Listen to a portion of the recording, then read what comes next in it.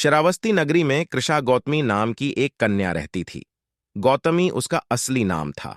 काम करते करते वह जल्दी थक जाती थी, अतएव लोग उसे कृषा गौतमी के नाम से पुकारते थे।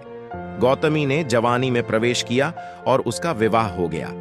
गौतमी गरीब घराने की थी, अतएव उसकी ससुराल के लोग उसका यथोचित आदर न करते थे। गौतमी ने सोचा, पुत्र जन्म से पहले मेरा इस घर में अनादर होता था, पुत्र जन्म के बाद लोग मेरा आदर करने लगे, लेकिन अब ये लोग मेरे प्रिय शिशु को न जाने कहां छोड़ देंगे।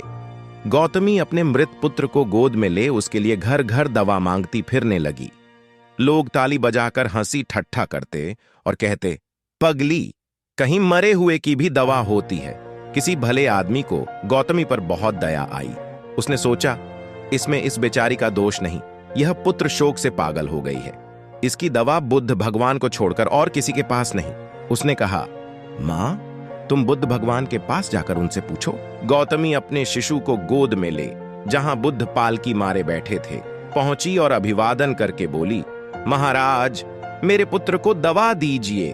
तथागत ने कहा, तूने अच्छा किया जो यहां चली आई। देख, तू इस नगर में से जिस घर में किसी की मौत न हुई हो, सरसों के दाने मांग ला, फिर मैं तुझे दवा दूंगा। भगवान की बात सुनकर गौतमी बहुत प्रसन्न हुई और सरसों के दाने लेने के लिए चल दी। पहले घर में जाकर उसने निवेदन किया, देखिए, बुद्ध भगवान ने मुझे आप लोगों के घर से सरसों मांग कर लाने को कहा है, आप लोग सरसों देने की कृपा करें। गौतमी के ये शब्द सुनकर एक आदमी झट से घर में से सरसों के दाने ले आया और गौतमी को देने लगा। गौतमी ने पूछा, पहले यह बताइए कि इस घर में किसी की मौत तो नहीं हुई?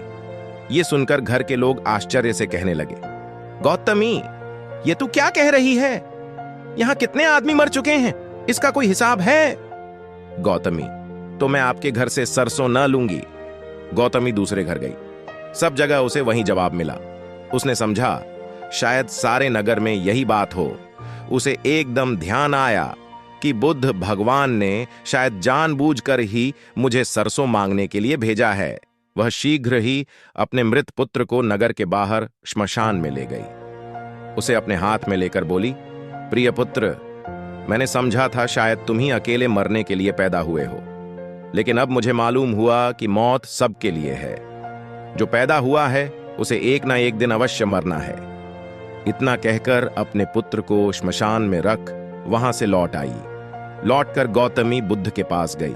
बुद्ध ने पूछा, गौतमी, सरसों के दाने मिल गए? गौतमी, भगवान, सरसों नहीं चाहिए, उनका काम हो गया है।